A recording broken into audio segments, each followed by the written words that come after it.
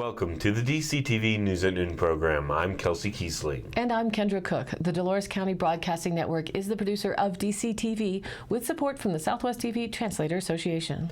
If you have a news topic or event you'd like to see covered, give us a call. The studio number is 677-4119. And today's show runs Tuesday at noon and is uploaded to our YouTube channel and our DCTV News at Noon Facebook page to watch on demand. Today is June 18th, 2019. And now the news at noon. Reported by the Cortez Journal. Flags across Colorado are lowered in honor of a state trooper who died after being struck by a car on Interstate 70. Governor Jared Polis has ordered that flags remain at half-staff until after a memorial service for 37-year-old Trooper William Moden. The Colorado State Patrol says the 12-year vet was outside his patrol car assisting with a serious injury crash Friday night when he was hit by another vehicle between Peoria and Deer Trail. People have also been paying tribute to Moden by leaving flowers on his patrol vehicle parked outside his office in Commerce City. Patrol Chief Colonel Matthew Packard says Moden loved his job and leaves behind a big family. He's the second Colorado State trooper to be hit and killed by a car this year. Reported in the Journal, a man charged with crimes connected to the death of 2 children in Norwood in 2017 was sentenced on June 4th, according to the San Miguel Sheriff's Office.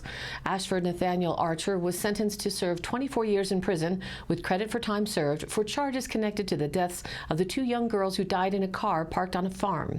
Quote, "The criminal justice system in San Miguel County is working well," said San Miguel Sheriff Bill Masters. The Sheriff's Office and state agencies investigated this case properly. The prosecution did a great job against a vigorous defense, all with a fair jury and judge, and the system worked. Archer was one of 5 people in a doomsday group charged in the deaths of 10-year-old Michaela Roberts and 8-year-old Hannah Marshall. The girls' bodies were found in a car on September 8, 2017, on a farm near Norwood, a town of about 500 people 30 miles west of Telluride. In March, after a 3-week trial in Montrose County, a jury found Archer guilty of 2 felony counts of child abuse, knowingly, recklessly causing death, and a felony count of accessory to a crime. Investigators believe the group's spiritual leader, Medina Seus, ordered the girls kept in a car without food or water for days as the others waited for the apocalypse in advance of the 2017 solar eclipse, according to court documents reported by the Daily Sentinel and the Associated Press. She and the girls' mother have each been charged with 2 counts of first-degree murder and 2 counts of child abuse resulting in death. 2 other group members are each charged with 2 counts of child abuse resulting in death and a single accessory count. Other group members were charged with 2 counts of child abuse resulting in death and a single accessory count. In May of 2018, farm owner Frederick Alec Blair, the newest member of the group blamed for the girls' deaths, was charged with 2 counts of child abuse resulting in death and being an accessory. He accepted a deal with prosecutors that drops the child abuse charges in return for pleading guilty to the accessory charge, the Daily Sentinel reported.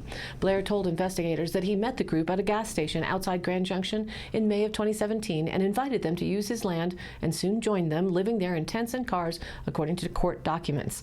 The Archer verdicts are the result of the hard work from the entire prosecution team, stated District Attorney Dan Hotzenpiller of the 7th Judicial District in a news release.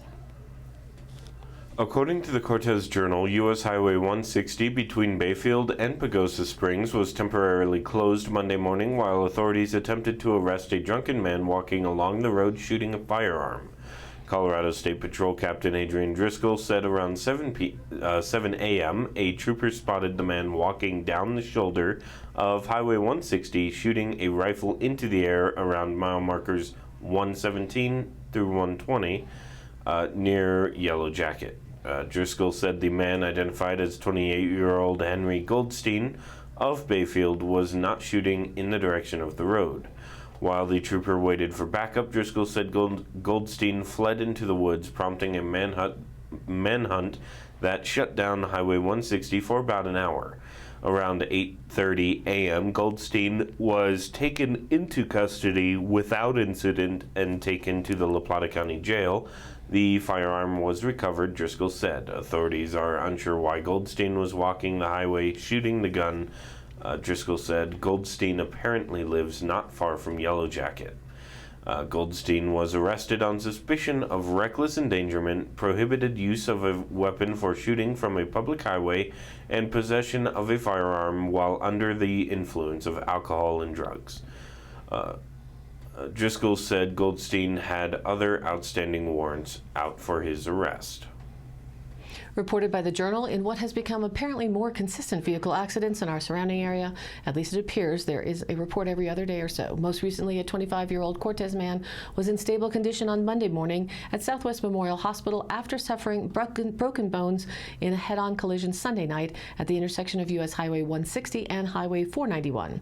Cortez Police Department Lieutenant Andy Brock and Carlton Johnson, age 25 of Cortez, said that age 25 Carlton Johnson was transported to the hospital after a head-on collision with a semi-trailer at 9:01 p.m. on Sunday at the West Y. Johnson suffered multiple broken bones, including broken ribs, Brock said. The driver of the semi-trailer, Noel Elias, age 52 of Clovis, New Mexico, was cited for careless driving, causing bodily injuries, Brock said. Elias entered the Broadway intersection on a yellow light and hit Johnson's Kia, Brock said. Johnson was on Main Street and making a turn onto Broadway. Several other people were mentioned in an unfinished police report concerning the incident, but Brock said he was unsure whether the additional people were passengers in the vehicles or were just witnesses. Please be careful out there, as there is increased tourist and traveler traffic along with motorcycles and a lot of semi-tractor trailers. CDOT reported that there are on average 15,000 vehicles that pass through Dove Creek on Highway 491 each day, more in the summer and less in the winter. From the Cortez Journal, 6 Dolores County youths reported missing on the Lower Dolores River were found Sunday morning by a Flight for Life helicopter, according to the Dove Creek Fire Department and Dolores County Search and Rescue. The group had attempted to float the 18-mile Ponderosa Gorge section of the river on inner tubes they had put in at Bradfield Bridge about 2 p.m. Saturday and lashed their tubes together. Officials reported that some in the party were not wearing life jackets. The teenagers ran into trouble when they lost a few of their inner tubes in a rapid about 9 miles into the trip, said Captain Keith Kiesling of Dolores County Search and Rescue. Walking along shore, they came upon a nice family who gave them food and invited them to stay overnight at their camp. There is no cell service in the canyon. When the group failed to arrive at their scheduled takeout that evening, a search was organized. Dolores County Sheriff Don Wilson called in a rescue helicopter, and the youths were found shortly before 8 a.m. Sunday. They were extracted by a Flight for Life helicopter that landed on the edge of the beach, its tail jutting out over the river. 3 flights were required to bring out all 6 people. On Saturday, the section of river where the youths were tubing was running at a high flow of 3,400 cubic feet per second.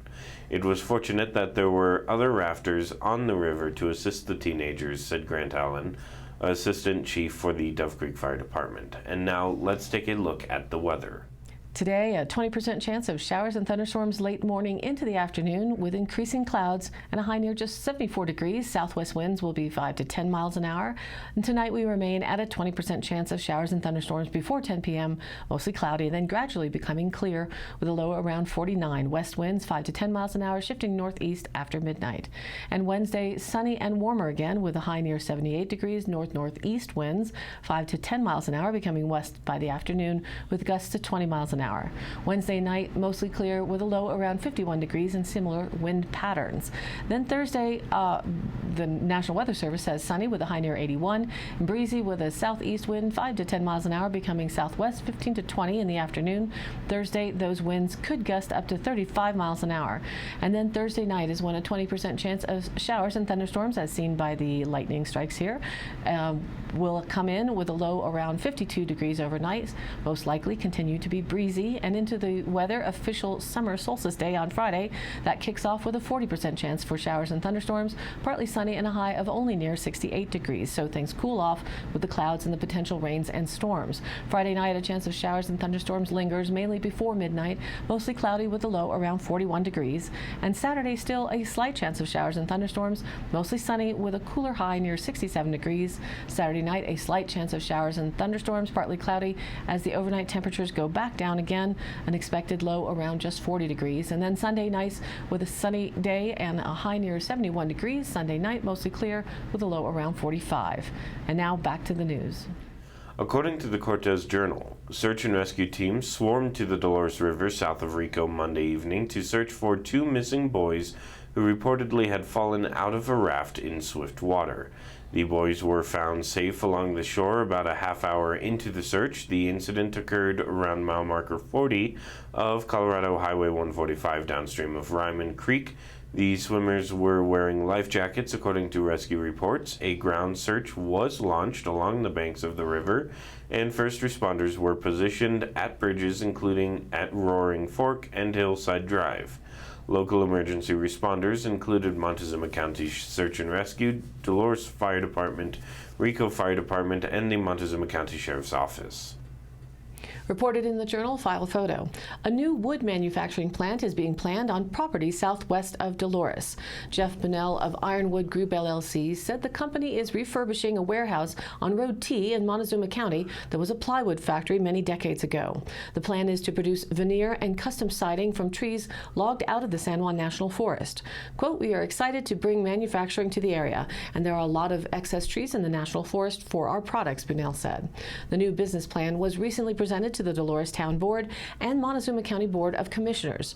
The company plans for a manufacturing division and a logging division and expects to create dozens of jobs, Bunnell said. The business model is to log the smaller trees that are in less demand but which need thinning to improve forest health, he said. The mill can also process deadwood and beetle-killed trees into its products.